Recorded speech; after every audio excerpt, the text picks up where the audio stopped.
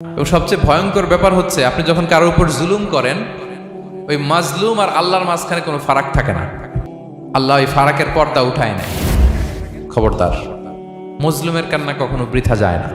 জীবনের কোনো না কোনো সময়ে এর প্রায়শ্চিত্ত আপনাকে করতে, জীবনের কোনো না কোনো সময়ে এর প্রায়শ্চিত্ত করে আপনাকে মরতে হবে। ইসলাম আরো ভয়ঙ্কর কথা বলেছেন। তিনি বলেছেন, মান যালামা কিদা শিবরিন মিনাল আরদি তুবিকাহু মিন সাবঈ আরাদিন। কেউ যদি জুলুম করে তার ভাইয়ের 1 বিঘত পরিমাণ জমি খায়। 1 বিঘত চিনেন তো? এই যে আমার এই আঙ্গুল থেকে এই আঙ্গুলটা, এটা টান টান করলে যতটুকু জায়গা, এটা বলে 1 বিঘত। শিবের আরবিতে বলে শিবের। হ্যাঁ, মান যালামা কিদা শিবর। বিষ্ণু বলেন, এই 1 শিবর, 1 বিঘত জমি যদি কেউ অন্যায়ভাবে জুলুম করে তার ভাইয়ের কাছ থেকে খায়, কিয়ামতের দিন তুবিকা আলাইহি সাবউ আরাদিন, এই 7 জমিনকে আল্লাহ তাআলা তার ঘাড়ে চাপাবে। খা, এবার খা। অন্যের জমি খাওয়ার এত শখ ছিল, এবার 7 জমিন ঘাড়ে কর। কিয়ামতের ময়দানে আপনার দেহটারে বিশাল আকৃতির করা হবে, এই 7 জমিনকে আপনার কাঁধে তুলে দেওয়া হবে। এজন্য আমরা অন্যের রাইটস, অধিকার যেন নষ্ট না করি, কারো উপর যেন জুলুম না করি, কোনোভাবেই না। আমরা নানাভাবে এই জুলুমটা করি। আমরা প্রায় দাদার সম্পত্তি থেকে ফুফুদেরকে বঞ্চিত করি, বাবার সম্পদ থেকে বোনদেরকে বঞ্চিত করি। হ্যাঁ, নিজের ভাই আরেক ভাইকে, আপন ভাই ভাইকে বঞ্চিত করে, জুলুম করে। এরকম দৃশ্যপট আমাদের সমাজে আছে না নাই বলেন তো? কিয়ামতের দিন আল্লাহর সুপ্রিম কোর্টের কাঠগড়ায় হিসেব দিতে হবে। আর এই জালিমদেরকে আল্লাহ তাআলা পছন্দ করেন না। এবং সবচেয়ে ভয়ঙ্কর ব্যাপার হচ্ছে আপনি যখন কারোর উপর জুলুম করেন, ওই মাজলুম আর আল্লাহর মাঝখানে কোনো ফারাক থাকে না। আল্লাহ ওই ফারাকের পর্দা উঠায় নেয়। বিষ্ণুই বলেন, ইত্তাকি দাওয়াতাল মাজলুম, তোমরা মজলুমের বদদোয়াকে ভয় করো, খবরদার।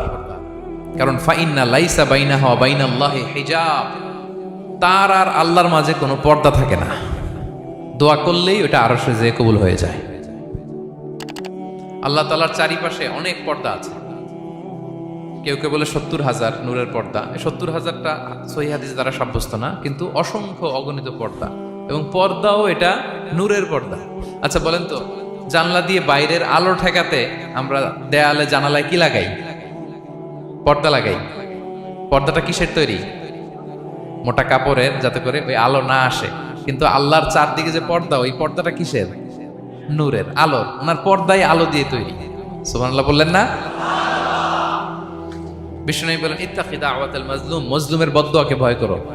ফাইন্না লাইসা বাইনাহা ওয়া বাইনাল্লাহি হিজাব, কেউ যখন মজলুম হয়ে কেঁদে বদদোয়া করে, তার আর আল্লাহর মাঝে ওই পর্দা থাকে না। বদদোয়া করছে, ডাইরেক্ট কবুল। খবরদার আমার পেনাঙ্গের ভাইয়েরা, আমরা যেন জালিম না হই। In it's any form, operation in it's any form, যেই কোনো ভাবে, যেই কোনো ক্ষেত্রে, যেই কোনো ধরনের হইতে পারে জুলুম। কাউকে আপনি ছোট্ট কোনো কাজে ঠকালেন, বন্টন নীতিতে ঠকালেন, হ্যাঁ, জমি মেরে দিয়ে ঠকালেন, আমানত মেরে দিয়ে ঠকালেন, ইন ইটস এনি ফর্ম যদি জুলুম করে থাকেন, খবরদার, মজলুমের কান্না কখনো বৃথা যায় না। মজলুমের কান্না কখনো বৃথা যায় না। জীবনের কোনো না কোনো সময়ে এর প্রায়শ্চিত্ত আপনাকে করতে হবে। জীবনের কোনো না কোনো সময়ে এর প্রায়শ্চিত্ত করে আপনাকে মরতে হবে। তাহলে কোনো বিশ্বাসী কি জালিম হতে পারে?